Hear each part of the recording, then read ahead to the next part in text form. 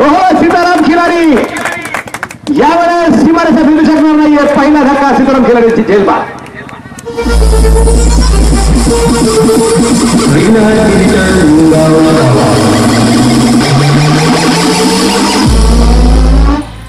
अतिशय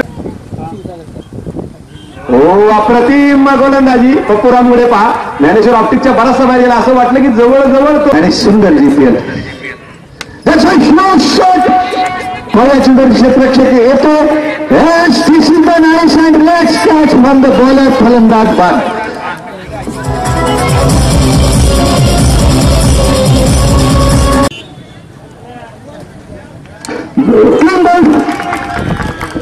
मुंबईच बोलले तिसरा बाद. उभा पाठीशी आमच्या राही आंबे गावात गाजा बाजा. आंबे गावात गाजा बाजा दिलीप राव एकच राजा. आंबे गावात गाजा बाजा दिलीप राव एकच राजा.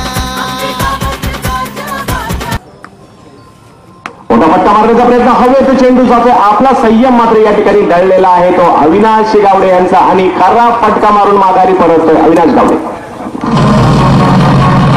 माध्यमातून समोर आला मोठा फटका. या चेंडूवर केलेला जोरदार प्रहार परंतु त्या ठिकाणी क्षेत्ररक्षक आणि उत्तम क्षेत्ररक्षण म्हणजे साकोरी आणि साकोरी म्हणजे उत्तम क्षेत्ररक्षण याचं पुन्हा एकदा उदाहरण मिळत आहे. केतन रायकरने पकडलेला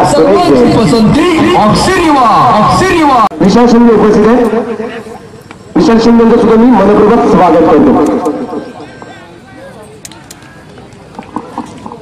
तर अप्रतिम असं क्षेत्ररक्षण पाहायला मिळतं.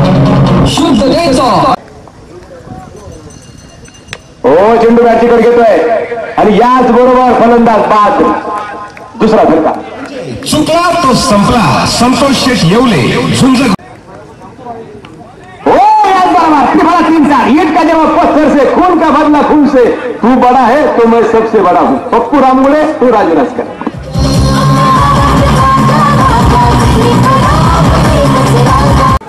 सात चेंडू 1 मिनिटावर.